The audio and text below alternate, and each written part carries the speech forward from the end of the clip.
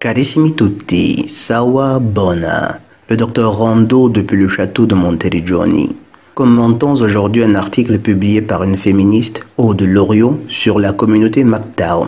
Les journalistes en théorie devraient être les personnes les plus objectives du monde, qui avant d'énoncer un jugement sur un sujet, se soient donné la peine de faire le tour du phénomène en question, ou au moins des 3/4 de son expression, avant de se lancer à toute forme de condamnation.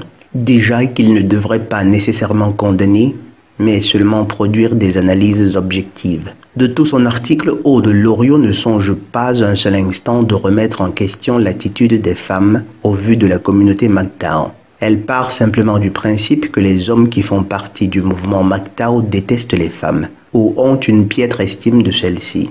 Mes chers amis, rappelez-vous que les opinions que les MGTOW ont des femmes ne se basent que sur les actions de ces dernières, sur des faits, et non sur l'imagination d'un groupe d'hommes qui seraient misogynes.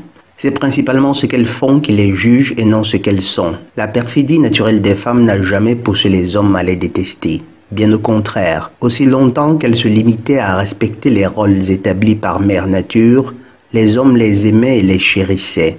Ils ne sauraient même faire autrement, car en qualité d'être spirituellement plus avancés que les femmes, nous ne saurions même pas les détester vraiment. Et même si aujourd'hui nous nous sommes trouvés dans la difficile situation de devoir nous éloigner des femmes, c'est pour nous mettre à l'abri du mal qui les habite et qui les contrôle, afin de prendre des forces. Nous n'avons jamais cessé d'aimer les femmes. Nous ne sommes pas capables de cesser d'aimer les femmes, tout comme elles sont complètement incapables d'aimer autant qu'un homme. Cette journaliste elle-même est l'expression de l'incapacité des femmes à s'introspecter ou à considérer l'éventualité qu'elles puissent avoir quelque tort. Elle trouve que les MGTOW seraient des anti-femmes. A-t-elle seulement écouté ce qu'ils ont à dire? S'est-elle seulement donné la peine d'explorer les différents producteurs de contenu MGTOW? S'est-elle donné la peine de les écouter un instant? Elle part d'une idée toute faite sans un seul instant considérer la réalité factuelle. Pourtant, l'on s'attendrait qu'en tant que journaliste professionnelle, elle ait réussi à dépasser la tendance des femmes à ne faire de jugement que sur la base de leurs émotions et non sur la réalité des faits. Et après, elles se demanderont pourquoi les hommes gagnent plus qu'elles. Journalisme professionnel. Ha ha ha. Aude Loriot a-t-elle essayé d'écouter l'histoire de tous ces hommes divorcés à qui les ex-épouses ne reprochaient que des défauts littéralement futiles? Ces hommes qui du jour au lendemain ont tout perdu à cause d'une femme prétendument en quête de son soi profond. A-t-elle seulement pensé à toutes ces familles détruites ou à tous ces enfants traumatisés pour lesquels ces femmes semblent ne même pas éprouver la moindre empathie? Ce que je dirais à Aude Loriot, et je me répète, c'est que les hommes n'ont jamais aspiré à rien d'autre que de pouvoir fonder leur petite famille, en prendre soin et donner la vie pour les protéger. Mais les femmes ont découvert avec le féminisme qu'elles pouvaient jouir de la protection physique et financière des hommes sans être obligées de donner quoi que ce soit en retour. En d'autres termes, tout en gardant leur liberté d'explorer l'anatomie du piquet sans que personne ait le droit d'exprimer une critique quelconque sur un tel choix. Quoi de plus beau? Le beurre et l'argent du beurre, la belle vie. Tout leur est dû, mais l'on ne doit rien attendre d'elles. Leur place n'est pas à la cuisine. Elles ne sont pas des pondeuses d'enfants. Elles doivent pouvoir disposer de leur corps comme elles l'entendent. Elles sont libres et peuvent, elles aussi, travailler. Elles n'ont pas besoin des hommes. Mais en même temps, les ex-maris ont intérêt à ne pas outrepasser la date fixée par le tribunal pour le versement de la pension mensuelle. Elles n'ont pas besoin des hommes, juste de leur fric. Elles peuvent très bien se passer des hommes pourvu qu'ils restent dans leur périmètre afin de construire les routes et entretenir les magnifiques infrastructures qui garantissent tout le confort qui ne leur suffit jamais. Aude Loriot, qui implicitement prend la défense des femmes, a-t-elle jamais lancé quelque action contre la pornographie et l'utilisation des femmes comme de purs objets? Que dit-elle sur le code vestimentaire des femmes qui ne se définissent aujourd'hui que par leur corps? Ces femmes ne sont-elles pas assez nobles que les familles royales qu'elles voient chaque jour à la télé et qu'elles semblent toutes apprécier?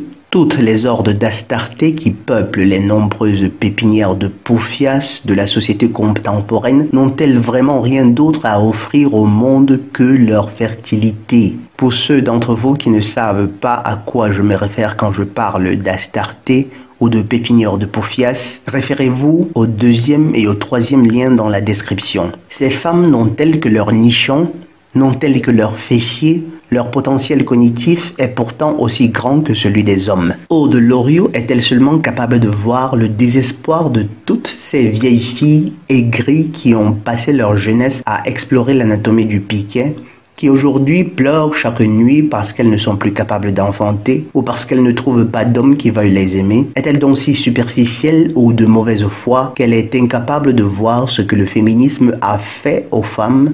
Est-elle donc incapable de reconnaître qu'il existe une différence intrinsèque et complémentaire entre l'homme et la femme? Comment fait-elle pour ne pas voir ça? Elle est une journaliste et très probablement très intelligente. Et intelligente, je vous garantis qu'elle l'est. Sauf que comme beaucoup de femmes aujourd'hui, le démon du féminisme l'habite.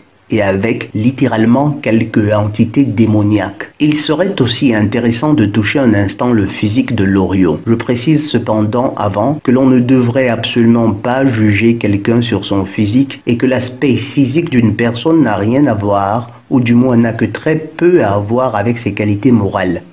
Aude Loriot est un peu momoche. C'est un détail que malheureusement l'on doit prendre en compte dans l'équation du féminisme. Car beaucoup de défenseurs femmes du féminisme sont justement des filles momoches, qui de toute façon n'ont vraiment jamais reçu l'attention des hommes, ou seulement d'hommes qui les ont utilisées juste pour une ou deux séances de baise. Aussi complètement incapable d'avoir un homme pour elles, elles décident bien souvent de se venger en souscrivant à l'idéologie féministe sans la moindre considération des faits et en généralisant leur expérience de femme qui a dû survivre par la force de son cerveau parce que complètement privée de l'attention des hommes, plutôt que par ses charmes comme c'est le cas pour la plupart des femmes. Ainsi, elles prétendront sur la base de leur expérience propre que toutes les femmes peuvent littéralement se passer des hommes, ce qui est loin d'être vrai. Pour ces femmes-là, à défaut d'être belles, le féminisme est devenu le seul moyen par lequel elles réussissent à attirer les feux des projecteurs. Car n'étant pas très fascinantes, n'étant pas très belles, sans le féminisme, elles n'attireraient personne. Mais c'est un sujet pour un autre jour. L'approche d'Aude Loriot est quelque peu malhonnête, ne considérant que les aspects du phénomène qui semblent confirmer son préjugé. Essayons de commenter quelques phrases intéressantes de son article. Selon Aude Loriot, et je cite, MGTOW est un groupe d'activistes qui développe une vision particulièrement haineuse des femmes, qui sont vues comme des ingrates vilement intéressées par l'argent des hommes et considérées comme des fardeaux financiers. Fin de la citation. Mes chers amis, vous savez tout comme moi que dans la communauté MGTOW, personne ne hait les femmes. Ce que nous faisons principalement, c'est d'essayer de nous mettre à l'abri et d'aider d'autres hommes à en faire autant. Les femmes sont-elles un fardeau ?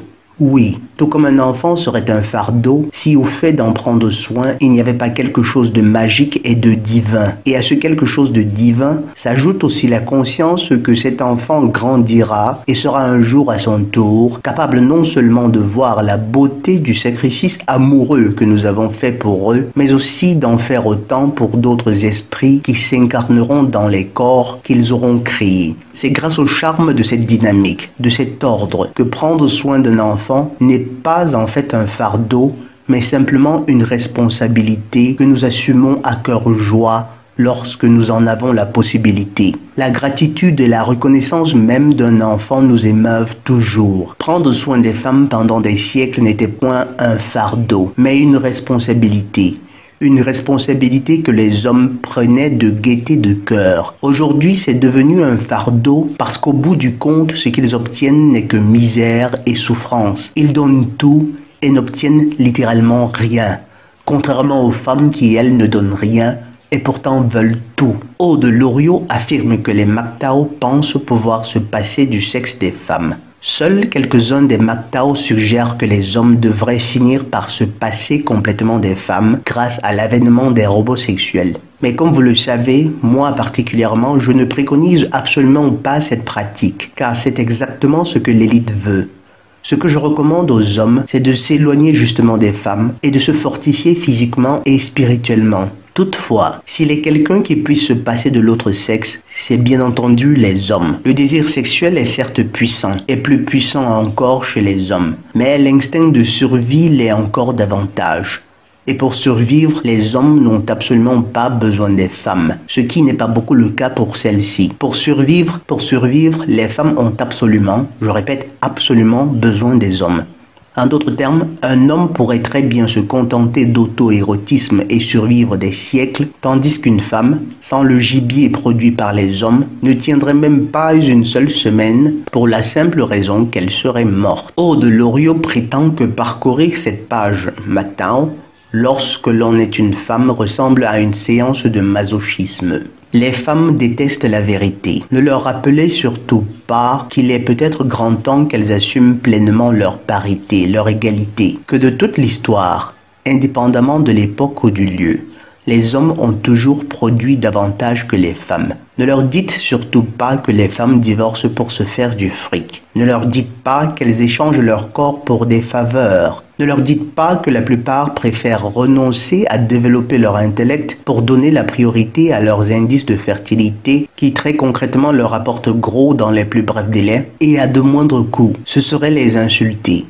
Dire la vérité revient à les insulter. Très probablement, Aude Loriot ne trouve aucun inconvénient à ce que les femmes passent des journées entières à râler, à se mettre du vernis et à patauger dans des activités débiles telles que le shopping, aux frais des hommes qui non seulement ne devraient même pas se plaindre, mais ne devraient même pas réclamer la moindre gratitude, car apparemment, elles le valent bien. Aude Loriot fait aussi le point sur des montages qui ridiculisent les femmes. Ici, elle suggère que les photos de comparaison avant et après maquillage seraient des montages. Comprenez-vous donc à quel point une soi-disant journaliste peut être malhonnête? Des photos qui illustrent la différence d'aspect des femmes avant et après maquillage seraient de simples montages. A-t-on même besoin des témoignages des femmes ou d'autres personnes sur Internet pour comprendre ou apprécier à quel point elles comptent sur le maquillage pour vendre une illusion de charme aux hommes? Les séances quotidiennes à la salle de bain pour recouvrir leur visage d'un masque d'illusion serait peut-être un montage. Combien de femmes rencontrez-vous chaque jour dans la rue qui ne soient à un quelconque degré recouvertes de maquillage? Ces femmes que nous croisons tous les jours dans la rue, dont certaines à leur dire n'auraient même pas le courage de sortir sans leur maquillage, ces femmes-là sont-elles un montage? Aude Loriot, journaliste en toute apparence incapable d'objectivité et de surcroît malhonnête. Je me demande si elle ne devrait tout simplement pas se qualifier comme blogueuse. Aude Loriot prétend que les hommes se voient comme de fiers étalons et fonder un couple revient pour eux à devoir porter une charrue, toute femme représentant forcément un fardeau financier et une ingrate qui leur pompera leurs sous. Que répondre à une telle affirmation? L'homme en tant que principe masculin est un fier étalon, car c'est le principe créateur, et fonder un couple est à la base la chose la plus belle qui soit.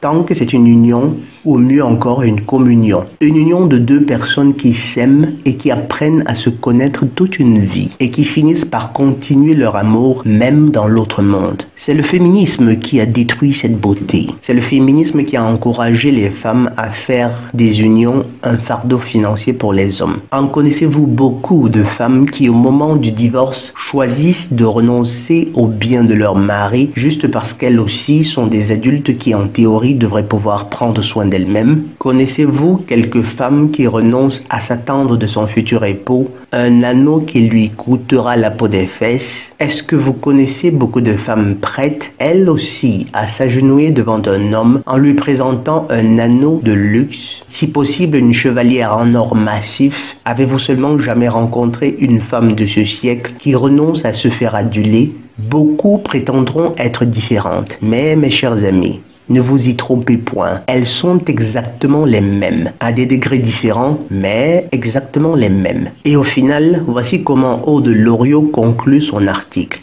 Et je cite, « S'ils veulent rester entre eux, grand bien leur fasse, pourrait-on leur répondre. Mais s'ils pouvaient garder pour eux leur conversation privée, leur vomi de haine sans les étaler en public, les femmes leur en seraient reconnaissantes. » Fin de la citation. Une fois de plus, dire la vérité reviendrait à être haineux selon Aude Loriot. Mes chers amis, comme vous pouvez le voir, nous parlons là d'une journaliste intelligente. Mais malheureusement, exactement à l'image de l'idéologie qu'elle sert, Elle est fondamentalement de mauvaise foi et je soupçonne même qu'elle soit consciente de sa mauvaise foi. Mais c'est aussi intéressant qu'elle conclue son article avec l'élément de la reconnaissance. On dirait presque qu'elle a un tant soit peu conscience de ce qu'est la reconnaissance. Si par reconnaissance vous entendez reconnaître ou distinguer un sac en cuir vrai d'un faux, alors tenez-vous tranquille, les femmes sont des championnes. Mais si par reconnaissance vous entendez gratitude, je vous assure que c'est un concept qui est autant étranger aux femmes que l'anatomie des pingouins à la plupart des humains. Voilà, c'est tout pour aujourd'hui. Je remercie celui qui a suggéré l'idée de commenter l'actualité féministe. Vous connaissez la règle. Si c'est ma première vidéo que vous écoutez, je la considère une avant-première. Si c'est la deuxième, je veux encore être magnanime. Mais à partir de la troisième, vous avez le devoir de liker et de vous abonner et si possible de partager. Et si le cœur vous en dit, un petit don serait tout autant le bienvenu. Mais par-dessus tout, rappelez-vous toujours, soit nous souffrons pour nous perfectionner, soit nous souffrons de nos imperfections. Je suis le docteur Rondo Ridotto depuis la tour du château de Monteriggioni. Sawa Bona.